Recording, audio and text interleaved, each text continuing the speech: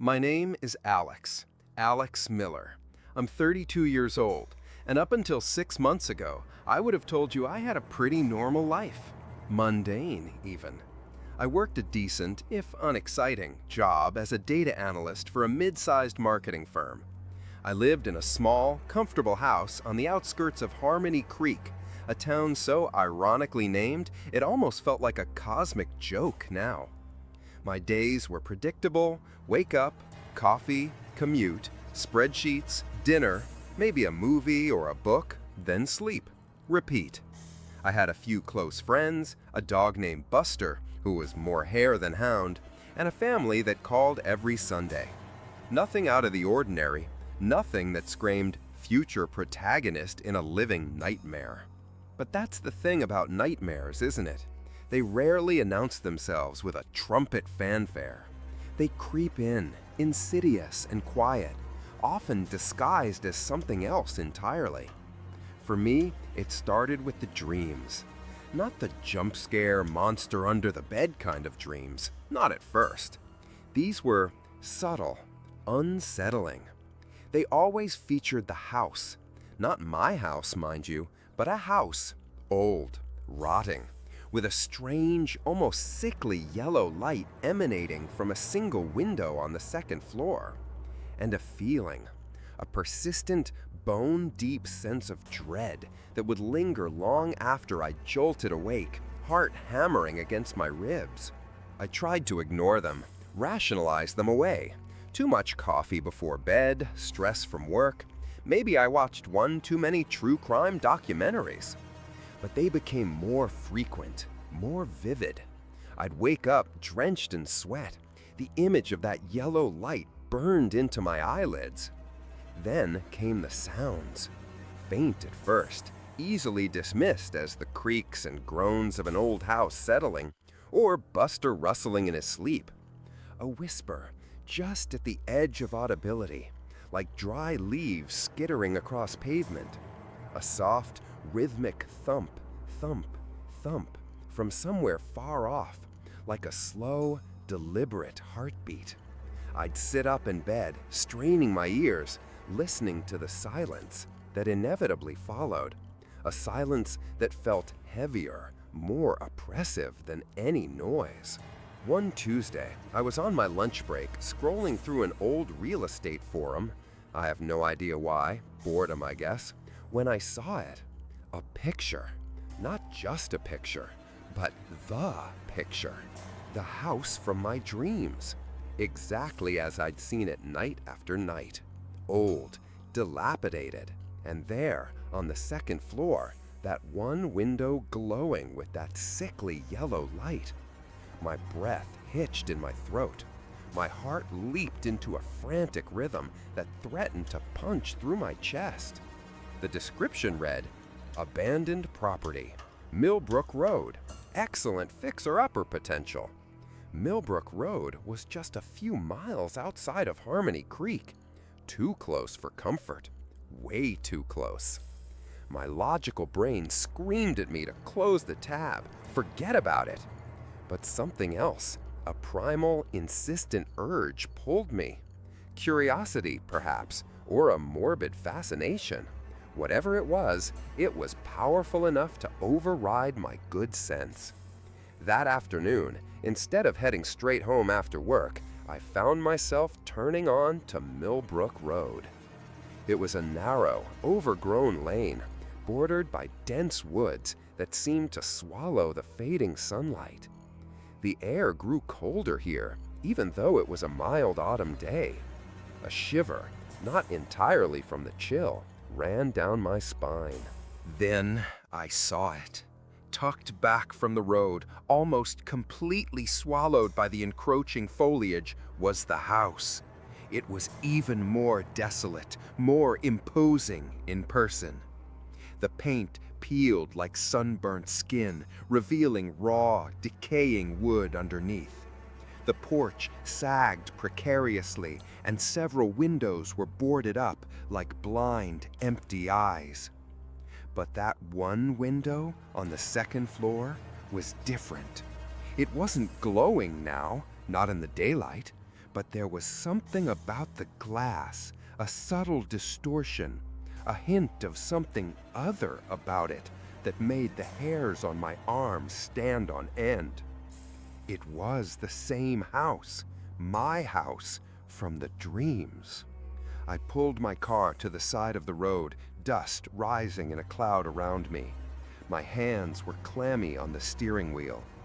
Buster, usually rambunctious, was quiet in the back seat, his ears perked, a low, almost inaudible whine rumbling in his chest. Even he felt it, the wrongness. I knew I should just turn around, drive away, and pretend I never saw it. But I couldn't. I had to know. I had to get closer. Maybe it was the engineer in me, the part of my brain that craved answers, that needed to dissect and understand. Or maybe it was something far more primal, a moth drawn to a forbidden flame. I killed the engine and stepped out. The air was thick with the scent of damp earth and decay. The silence was profound, broken only by the rustle of leaves and the distant caw of a crow. I walked slowly, cautiously, up the cracked asphalt driveway. The overgrown grass brushed against my jeans, wet and cold. Every step felt heavier than the last, as if I was pushing against an invisible force. As I got closer, details emerged from the gloom. The front door, once a rich mahogany, was now a faded, scarred husk, its knocker a tarnished, grotesque gargoyle. The porch swing hung lopsided, swaying faintly in a breeze I couldn't feel on my skin. My gaze was drawn back to that window, the one from my dreams. It wasn't boarded up like the others. It was dark, but I could almost feel an unseen presence behind it, watching me. A cold dread seeped into my bones, a feeling I recognized from the darkest corners of my nightmares. I could hear my own breathing, ragged and shallow. Buster let out another soft whine from the car, and I knew I couldn't linger much longer. But before I could turn to leave, something caught my eye.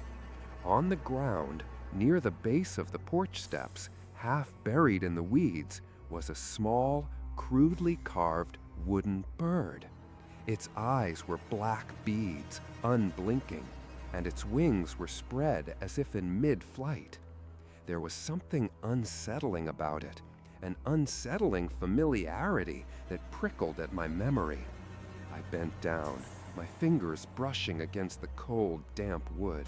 It felt old, ancient, and oddly, almost vibrating with a faint, unseen energy. I picked it up, my fingers closing around its rough surface. It was lighter than I expected, almost hollow. As I straightened up, a sharp, cold gust of wind swept through the yard, rustling the dead leaves around my feet. The porch swing creaked loudly, a mournful, drawn-out sound that made me jump. My eyes snapped back to that second-floor window. For a fleeting moment, I could swear I saw something shift within its depths, a shadow moving just beyond the glass, too quick to properly register. A trick of the light, a branch swaying in the wind. That's what I told myself, but my gut screamed otherwise. My heart was pounding a frantic drum solo against my ribs. This was it. This was the moment where the horror movie protagonist makes the stupid decision. The one where he walks into the dark house alone, despite every red flag waving furiously in his face. But I wasn't going to be that guy. Not yet. I clutched the wooden bird in my hand, a strange sense of ownership already settling over me, and quickly made my way back to the car. As I fumbled with the keys, my eyes darted back to the house.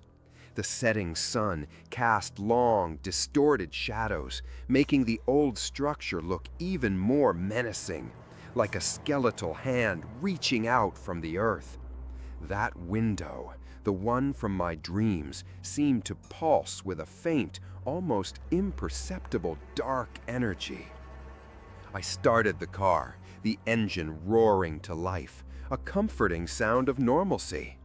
Buster whimpered again, pressing himself against the back seat. I gripped the steering wheel, my knuckles white, and drove away, leaving the house behind, but knowing, with a chilling certainty, that it wasn't leaving me. The wooden bird was still in my hand, its smooth, cold surface pressed against my palm. I tossed it onto the passenger seat, not wanting to put it away just yet. I kept glancing at it as I drove, a strange mix of fear and curiosity churning within me. It felt like a tether, linking me to that desolate place, a silent invitation that I had, perhaps unwittingly, accepted. The dreams, the sounds, the house, they were no longer just figments of my imagination. They were real. And they were just beginning. When I finally got home, the familiar comfort of my small house felt off, tainted. The air inside felt heavier, colder, despite the warmth of the setting sun filtering through the windows. Buster, usually greeting me with enthusiastic barks and tail wags, slunk quietly to his bed, his eyes wide and fixed on the front door, as if someone or something. I tried to shake off the lingering unease, to tell myself it was just the aftermath of a stressful day, an overactive imagination fueled by old horror tropes. But the wooden bird, now sitting on my coffee table, was a tangible reminder. Its black bead eyes seemed to follow me, a silent, knowing gaze. I made dinner, or at least I tried to. My appetite was gone, replaced by a knot of anxiety in my stomach. Every creak of the floorboards, every groan of the old pipes made me jump. The sounds that I had once dismissed as harmless house noises now took on a sinister quality, each one a potential harbinger of something unseen. I found myself checking the locks on the doors and windows repeatedly, a desperate, futile attempt to barricade myself against a threat I couldn't comprehend. I kept glancing at the bird. It just sat there, innocuous in its simplicity, yet radiating an undeniable sense of foreboding. Later that night, I was sitting on the couch, trying to lose myself in a book, when I heard it. The soft, rhythmic thump, thump, thump. It wasn't coming from outside. It was coming from within the house, from upstairs. My breath caught in my throat. Buster, who had been dozing by my feet, suddenly lifted his head, his ears swiveling, his low growl a rumbling tremor that vibrated through the floorboards. The thumping grew louder, more distinct. It sounded like something heavy, something dragging itself across the floor from my bedroom. Every instinct screamed at me to run, to bolt out the front door and never look back. But a strange, paralyzing mix of fear and morbid curiosity held me rooted to the spot. My hands were shaking so violently I could barely hold the book. The thumping stopped, and then a whisper, closer this time, just at the edge of my hearing, but distinct enough to make out what sounded like my name. "Alex," it rasped, drawn out and sibilant, like air escaping a punctured lung. Buster let out a sharp, terrified bark, a sound I'd never heard from him before, and scrambled under the coffee table, trembling uncontrollably. My heart hammered, a frantic drum against my ribs. I couldn't move. I couldn't breathe. The air in the room grew heavy, colder, and I could feel a prickling sensation on the back of my neck, as if I was being watched. The whispering continued, growing clearer now, intertwining with the phantom thumping. It wasn't just my name anymore. It was fragmented phrases, disjointed words, all spoken in that same dry, raspy voice. Words about the house, about me, about coming home. A chill deeper than any cold draft seeped into my bones. This wasn't just a dream. This wasn't just my imagination. Something had followed me home from that house. Something had attached itself to me. The wooden bird on the coffee table seemed to glow faintly in the dim light, its black bead eyes glinting, almost reflecting the terror in my own. I finally found my voice, or at least a strangled whisper of it. "Who's there?" I croaked, my voice shaking uncontrollably. The whispering stopped. The thumping was gone. The silence that followed was absolute, suffocating. But the feeling of being watched, a heavy, oppressive weight. Then, a single, deliberate tap against the living room window, sharp and clear. I whipped my head around. There was nothing there. Just the dark reflection of my own terrified face. But the sound had been undeniable. It was the sound of a fingernail, long and brittle, tapping against the glass. I bolted, not for the door, but for the kitchen, grabbing the heaviest frying pan I could find. My hands were slick with sweat, my vision blurred with fear. I knew it was irrational. What was a frying pan going to do against whatever this was? But it was a tangible weapon, a desperate comfort in the face of the unknown. I stood there, panting, the cold metal of the pan a chilling weight in my hand, listening to the oppressive silence of my own house. The whispers were gone, the thumping gone, but the presence remained, an icy tendril coiling around my heart. I didn't sleep that night. I sat on the couch, the frying pan clutched in my lap, Buster whimpering softly beside me, his nose tucked under my arm. Every shadow seemed to shift, every sound a prelude to something terrible. I kept my eyes fixed on the wooden bird, a tiny, silent sentinel of dread.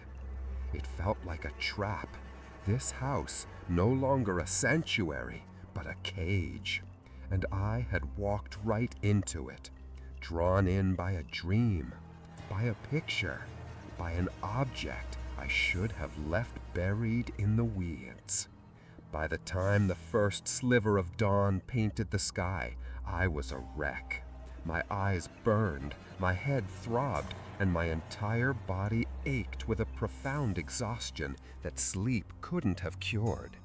The first rays of sunlight didn't dispel the lingering unease, but they did seem to push back the immediate, suffocating fear. I knew, with a chilling certainty, that this was just the beginning. The house on Millbrook Road wasn't just an abandoned building. It was a doorway, and I had opened it. I had let something out, and it wasn't going to let me go. Not now, not ever. The morning after was a blur of caffeine and frantic internet searches. I was desperate for answers, for anything that could explain what I was experiencing. I typed Haunted House Millbrook Road, Harmony Creek into Google, my fingers trembling slightly. The results were sparse. A few old newspaper clippings about the property changing hands decades ago, a local forum thread from 5 years back discussing strange occurrences in the area, flickering lights, disembodied voices, the occasional lost pet. Nothing concrete, nothing that screamed malevolent entity. But the sheer lack of information almost made it worse. It felt like something was being deliberately obscured, buried under layers of silence. I called my friend, Mark, who's always been fascinated by the supernatural. He's the kind of guy who devours books on folklore and cryptids, the one I used to playfully mock for believing in ghosts. Now, I just needed someone to listen, someone who wouldn't immediately tell me I needed therapy. I started to explain, carefully, skirting around the parts that sounded too insane, focusing on the dreams and the house. He listened patiently, quietly, which was unusual for Mark. When I finished, there was a long pause. "Alex," he finally said, his voice softer than I expected. "You know, I'm usually all for a good ghost story, but this sounds different. You really saw this house? The one from your dreams?" "Yes, Mark, exactly. And the bird. I found a carved wooden bird just like I saw in some of the dreams, right by the steps." I didn't tell him about the thumping or the whispers. Not yet. I wasn't ready for that kind of judgment. A fetch object," he murmured, more to himself than to me. "Sometimes when a place has a strong residual energy or something more active, it can create a fetch object, something that calls to a person, draws them in, almost like an anchor or a lure. A lure. The word sent a fresh wave of ice through my veins. "So, what do I do?" I asked, my voice barely a whisper. "Well, conventional wisdom says you burn the object and stay far, far away from the location. Break the connection," he advised, his tone growing more serious. "But Alex, if this thing is already reaching out to you, it might not be that simple." He was right. It wasn't that simple. I stared at the wooden bird on my coffee table. It felt less like an anchor and more like a leash. Burning it felt like an admission of defeat, a desperate act of superstition. And frankly, a part of me, the same morbid, stubborn part that drove me to that house in the first place, wanted to understand. I wanted to understand what was happening. Over the next few days, the occurrences escalated. The dreams became more vivid, more terrifying. I wasn't just seeing the house anymore, I was inside it. The sickly yellow light emanated from a room on the second floor, a room filled with shadows that twisted and writhed just at the periphery of my vision. I heard voices, faint and indistinct, but filled with an unbearable sorrow. And always that rhythmic thump, thump, thump, echoing through the decaying halls, getting closer, closer.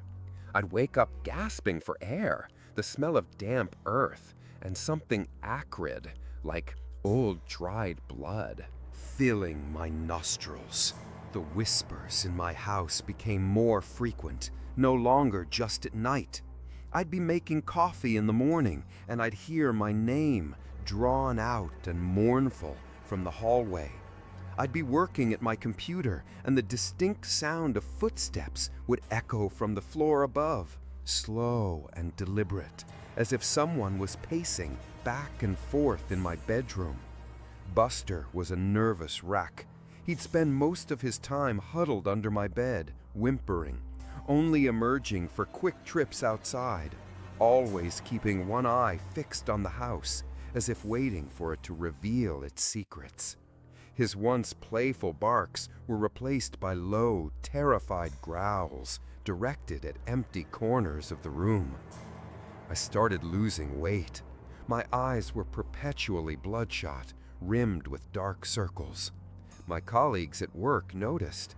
They asked if I was okay, if everything was all right at home. I just mumbled about stress and long hours.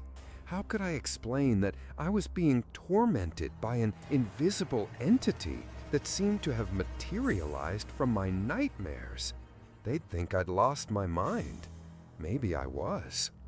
One evening, I was cooking dinner, trying to distract myself, when the lights in the kitchen began to flicker. Not just a faint shimmer, but a rapid, almost frantic strobe.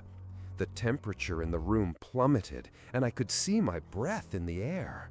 Then the refrigerator door swung open with a soft, eerie creak, revealing its contents in the flickering light.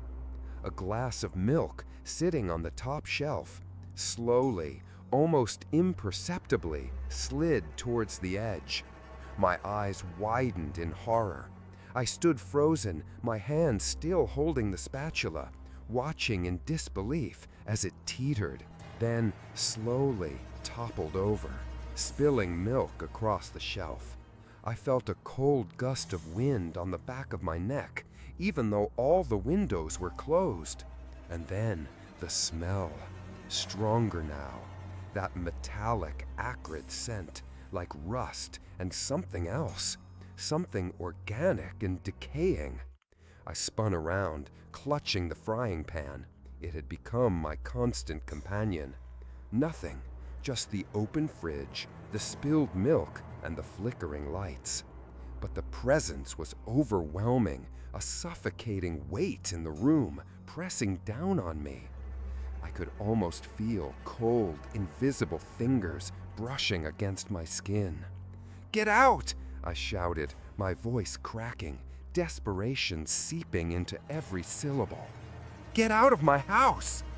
The lights went out completely. I was plunged into absolute darkness, save for the faint glow of the streetlights filtering through the kitchen window. The silence that followed was deafening, the kind of silence that screams louder than any noise. I stood there, panting, straining my ears, my heart hammering like a trapped bird. Then, from the darkness, a sound. Not a whisper this time, a low, guttural moan. It wasn't human. It was something ancient, something in pain, something filled with an unearthly sorrow. It seemed to come from everywhere and nowhere at once, echoing around the kitchen, vibrating through the floorboards.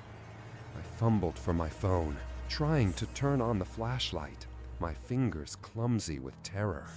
The air grew colder, and I could hear a distinct shuffling sound, as if something heavy was being dragged across the kitchen floor, inching closer.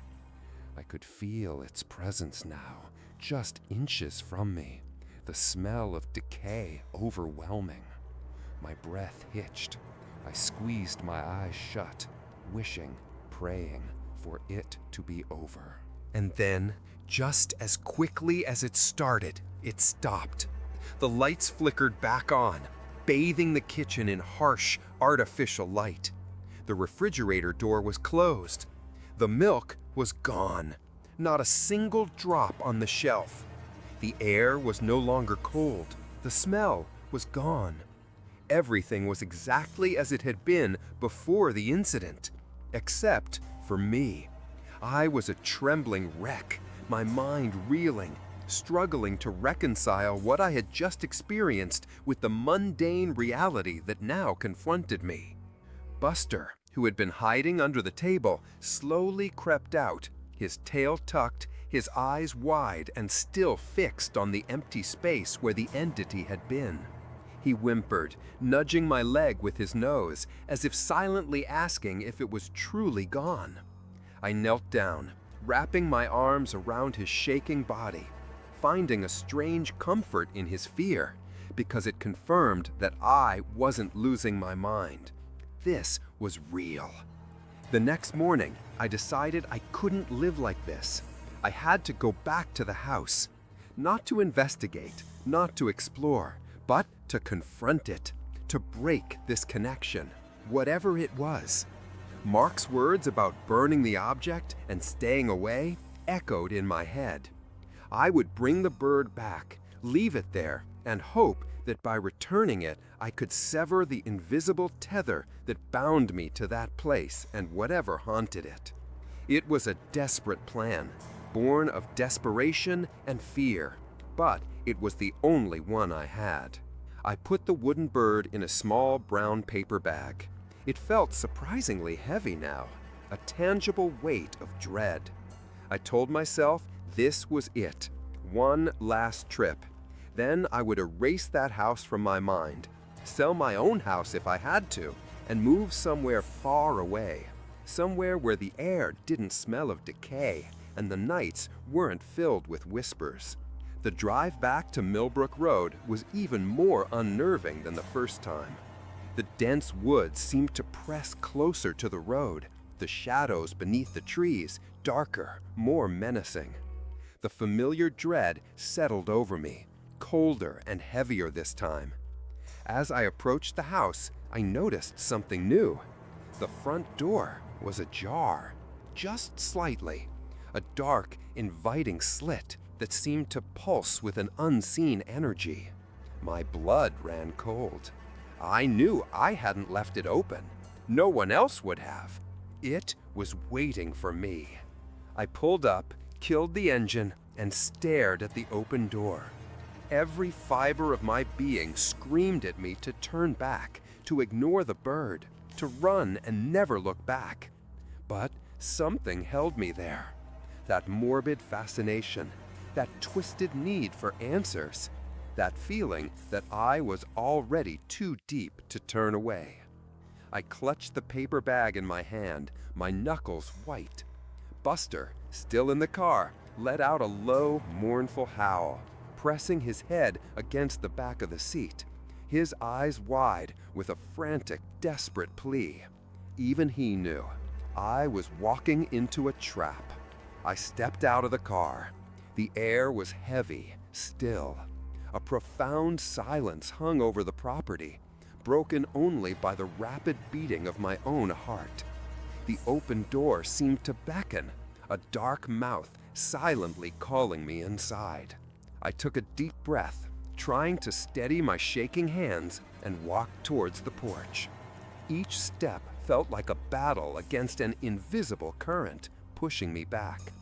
The porch steps creaked ominously under my weight. As I reached the front door, I could feel a tangible cold radiating from within the house, a cold that seeped into my very bones. I stood at the threshold, the bag with the bird clutched in my hand, peering into the gloom.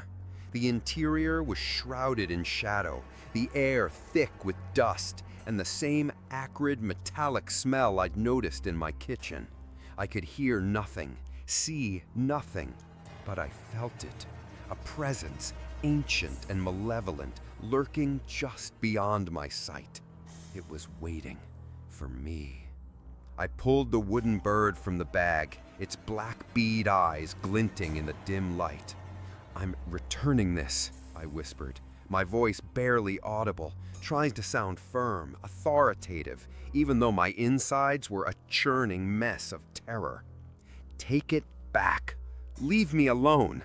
I placed the bird carefully on the floor, just inside the doorway, then took a step back, my eyes fixed on it, waiting for something, for a sign that it worked, for the oppressive presence to lift. Nothing happened. The bird just sat there, still and silent, its eyes seeming to mock me. Then the door, slowly, almost imperceptibly, began to close. Not slamming shut, not creaking wildly, but closing with a slow, deliberate certainty, as if an unseen hand was guiding it. My eyes widened in terror. I tried to step back further, to get out, but my feet felt rooted to the spot. The gap between the door and the frame narrowed, the shadows within deepening. Just before it fully closed, I saw it. A fleeting glimpse, deep within the house, in the murky shadows of the hallway. A figure. Tall, gaunt, its features indistinct, but its shape unmistakably human. And it was wearing something. A long, dark coat, and on its head, something that looked like a wide-brimmed hat. And from beneath the brim, I could feel its gaze, a cold, empty stare that burrowed into my soul. It didn't move. It just stood there, watching me, as the door slowly, inexorably clicked shut, plunging the entrance into darkness. I was outside, trapped outside. The house was once again a silent, monolithic tomb. But it wasn't silent for me. The thumping began again, from inside the house, slow and rhythmic, but this time it was accompanied by the distinct sound of shuffling footsteps getting closer to the door, and then a whisper, clear as a bell, from right behind the closed door, almost as if it was pressed against the wood. "You can't leave, Alex. You're already home." My blood ran cold. Home. It knew my name. It had been inside my house. It had followed me. And now it was telling me I couldn't leave. The implications were horrifying. This wasn't just a haunting. It was a possession, a claim. I bolted, stumbling backward, tripping over my own feet, scrambling to get away from that door, away from that house, away from whatever unspeakable thing was inside. I didn't stop until I was back in my car, fumbling with the keys, my hands shaking so violently I could barely insert them into the ignition. Buster was whimpering, pressing himself against the seat, his eyes fixed on the house, a profound terror reflected in their depths. Then I started the car, slammed it into reverse, and sped away, gravel spraying behind me. I didn't look back. I couldn't. The words echoed in my head, a chilling mantra. "You can't leave, Alex. You're already home." I had thought returning the bird would free me. Instead, it had only sealed my fate. It had recognized me, claimed me. The house, with its dark secrets and its unseen occupant, was no longer just a place from my dreams. It was my prison, and whatever was inside, it had made it clear. I was already where I belonged. The drive back to my seemingly normal house was a blur of panic and a horrifying realization. The fetch object wasn't a lure to bring me to it. It was a key, a way for it to solidify its claim on me. And now I was home, but it wasn't my home anymore. Its. The air inside my house was thick with an oppressive stillness, a palpable sense of being watched. Buster, usually a bundle of boundless energy, remained tucked under the kitchen table, trembling, his eyes wide and fixed on nothing I could see. I called Mark again, my voice raw and hoarse. I told him everything this time. The thumping, the whispers, the cold, the entity in my kitchen, the closing door at the house on Millbrook Road, and the chilling words, "You can't leave, Alex. You're already home." He listened in silence, a long, heavy silence that stretched across the phone line. "Alex," he finally said, his voice grim, "this isn't residual energy. This isn't just a haunting. This sounds like a claim, something active, something intelligent. It's latched onto you." "What do I do, Mark? What can I do?" I was desperate, tears pricking at my eyes. "You need to break the connection completely. If the bird didn't work, then you need to understand what it is, what its connection to that house is. People don't just leave a place because it's old. There's usually a reason, a history. And sometimes that history isn't just in the bricks and mortar. It's in the very ground." Mark, bless his brave, foolish heart, offered to come with me.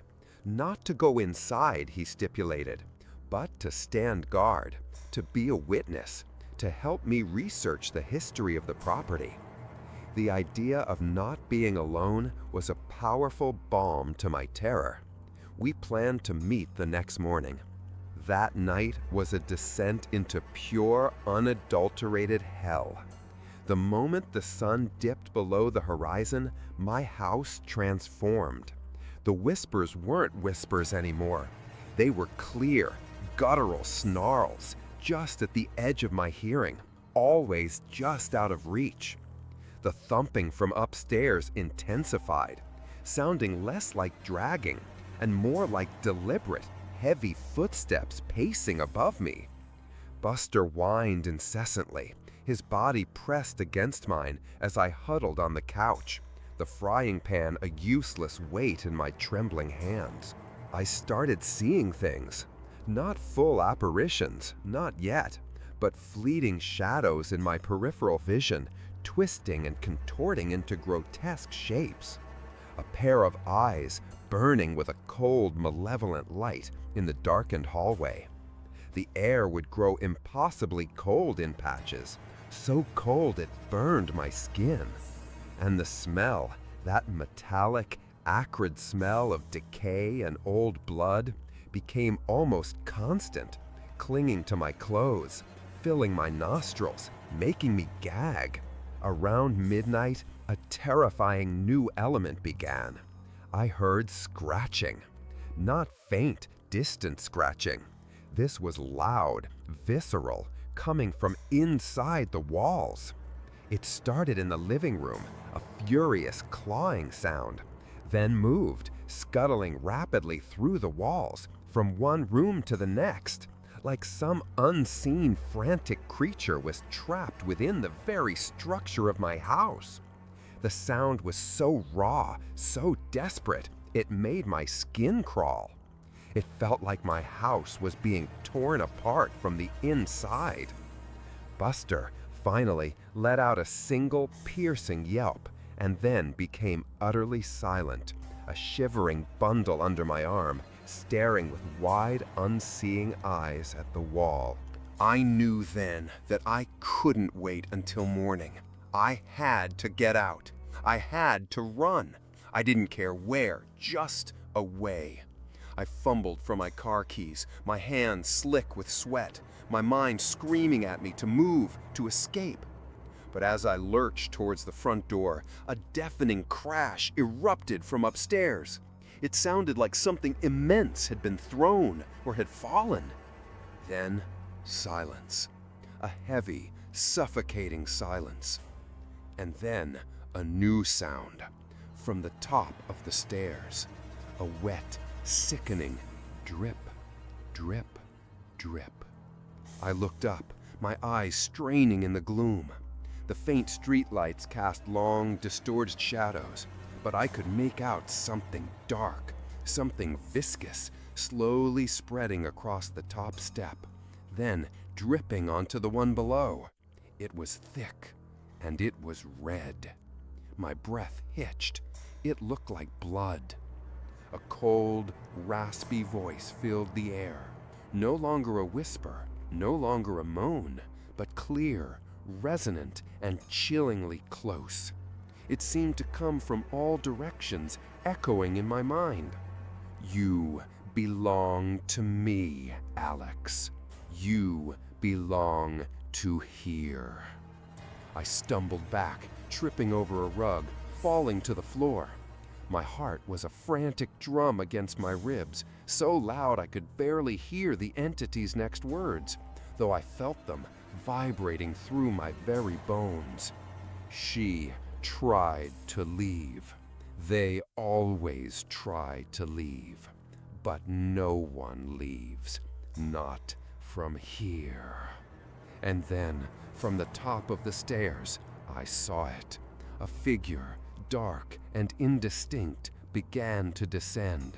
It was tall, impossibly thin, and shrouded in shadow. But I could see the outline of a wide-brimmed hat, and beneath it, 2 points of cold, malevolent light that were its eyes, fixed on me. He wasn't walking. It was gliding, effortlessly, silently, its feet never seeming to touch the stairs. As it drew closer, the air grew frigid, and the smell of decay intensified to an unbearable degree. I could almost make out features now. A gaunt, skeletal face, stretched skin, a wide, lipless grin that seemed to go on forever. It was not human. It was something that had once been human, twisted and corrupted by unspeakable horrors. I scrambled backward on the floor, trying to get away, my legs numb with terror. Buster, beside me, let out a terrified whimper, then collapsed, unmoving. I froze, my eyes fixed on the descending horror. Was he dead? Had it killed him? The thought sent a fresh wave of despair through me. The figure stopped on the last step, just feet from me. It loomed over me, a terrifying silhouette against the faint light from the window. I could feel its breath, cold and stale, on my face. And then it extended a hand. A long, emaciated hand, with fingers that seemed too long, too spindly, ending in dark, brittle claws. It reached out, slowly, deliberately, towards my face. I could see the faint glint of something metallic on one of its fingers, something that looked like an old, tarnished ring. "You are mine, Alex," it rasped, its voice a dry, grating sound like bones grinding together. "You brought me here. Now you stay forever." Just as its fingers were about to touch my skin, a blinding flash of light erupted from outside, followed by the blare of a car horn. Mark, he was early. The entity paused, its head tilting slightly, as if confused by the sudden intrusion. The light from his headlights streaming through the front window seemed to make the shadowy figure waver, its form flickering at the edges. This was my chance. A desperate, fleeting window. With a surge of adrenaline I didn't know I had left, I scrambled to my feet, my legs finally obeying, and burst out of the front door, leaving everything behind. My house, my life, Buster's still form. I didn't care. All that mattered was escape. I ran to Mark's car, yanked the passenger door open, and threw myself inside, gasping for air, tears streaming down my face. "Drive! Mark, drive! Just drive!" I screamed, pointing frantically back at my house. Mark, his face pale with shock, didn't hesitate. He slammed the car into reverse and sped down the driveway. I looked back, a single glance over my shoulder as we turned onto the street. My house stood there, dark and silent, but I could still feel its gaze, that same malevolent presence burning into my back. And in the upper window, the window that had started all of this, the one from my dreams, I saw it. A single, sickly yellow light pulsing faintly in the darkness, almost like a dying heartbeat. The thumping had stopped, the whispers were gone, but I knew with a horrifying certainty that this wasn't over. I had escaped my house, but had I escaped it? Or had it simply extended its reach? As Mark sped away, leaving the town behind, I clutched my head, the image of that gaunt, grinning face seared into my mind. I was out, but the words still echoed in my ears, a chilling promise that vibrated through my very soul. "You can't leave, Alex. You're already home." And the question remained, a cold knot in my stomach. If I wasn't home with it in that old decaying house, and I wasn't safe in my own house, then where exactly was home now? The road ahead was dark, stretching into an uncertain future. I was free for now, but irrevocably changed, haunted by the lingering touch of something ancient and unspeakable. I knew, without a shadow of a doubt, that it was still out there, waiting, and one day, it would come for me again.